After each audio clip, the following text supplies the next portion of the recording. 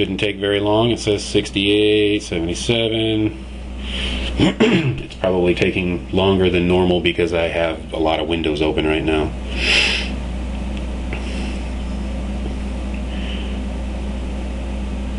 Waiting for MSA. There it is. And you can see that this is 2010 Topps card number 1 in this base set. It is Prince Fielder.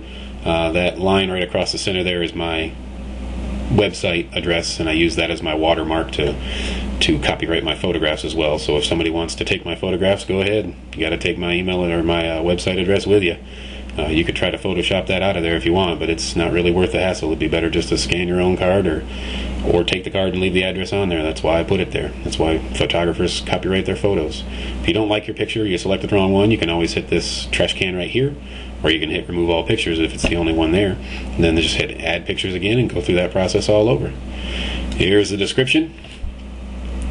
I have a huge description in mind. That's why I didn't include it, because it's not necessary. As long as I have characters in here, it'll keep me going through the process. But I'm going to back out of this. I'm going to keep this empty, and it's going to give us it's going to prompt us in red letters on the when I try to hit continue at the bottom. It's going to tell us I did something wrong. There's a lot of additional stuff in here for additional money. A designer, you can put a fancy design around your listing. You can choose a different counter. I always choose just the basic style. Sometimes I've done retro if I happen to click it that time. I don't really care. I don't really have a preference. We're going to put 99 cents here for the starting price. You can also put a buy it now price if you want. I never sell things at buy it now because it just does not benefit me and what I do. I usually end up never selling anything because the buy it now price usually ends up too high. For this particular listing, eBay has some kind of a restriction on the quantity that I can sell based on whatever their criteria is for the special that they have running, but this quantity has an asterisk by it again, so you can it has to be included. If you don't put something there, just like the description has one, if you don't put something in these places, it'll kick you back. You can choose 1, 3, 5, 7, or 10 days. For 10 days is obviously extra money. You can choose any one of those there's extended periods of time. Most of the time I'll choose 3 days if I know it'll sell, and 7 days if I don't have any idea whether it will or not, or if I really don't think it will. But just to get it out there and get it the most exposure possible, I'll put it on there for 7 days.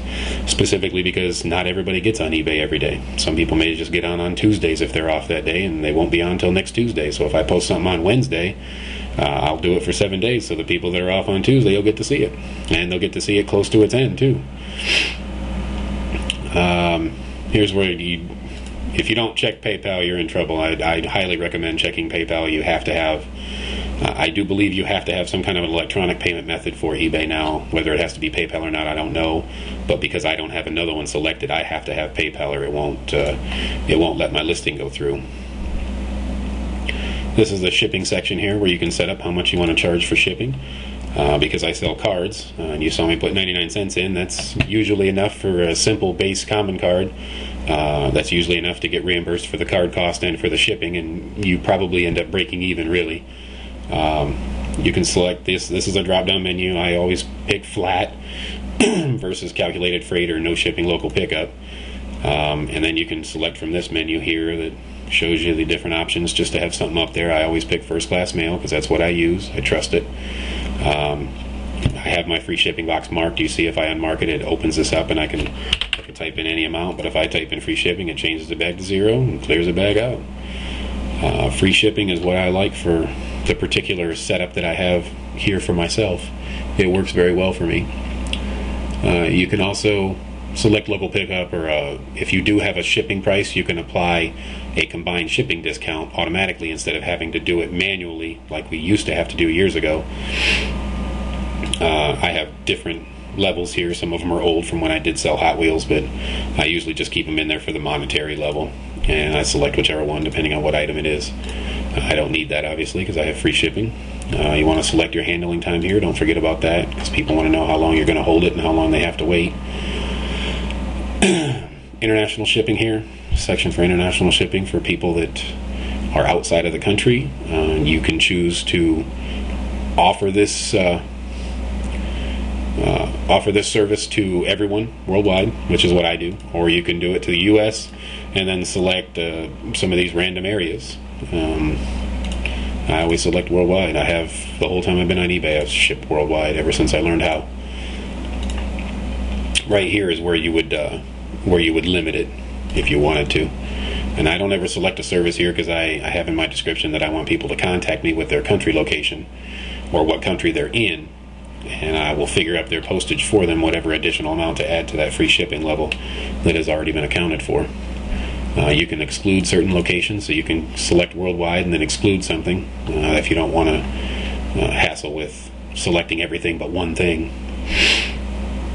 This tells buyers or sellers, depending on what you're doing. It tells them where your stuff is at. I guess this would be just for sellers because you're the one that has the item. I'm obviously here in Gerald, down here in Tornado Alley.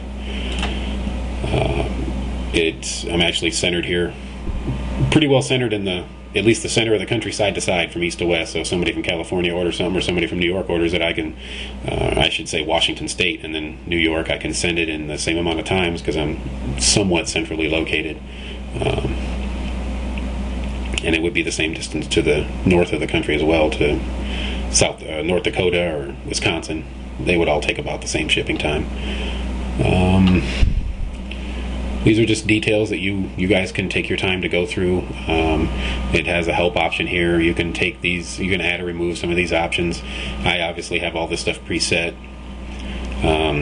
Basically, I don't want to have to deal with buyers that have received 2 unpaid item strikes already. I don't want to have to deal with people that already have proven without a doubt that they will not pay for something, and especially inside of a month. And if you have a feedback score equal to or lower than -1, I definitely, that's the same thing as this, where you've proven to me that you're more unreliable than you are reliable. But I will not discriminate against someone who has a level of 0. If you have a 0, I will be more than happy to buy from or sell something to you and be your first chance for feedback if I happen to be selling to you. You can add sales tax for whatever state you want if you want to.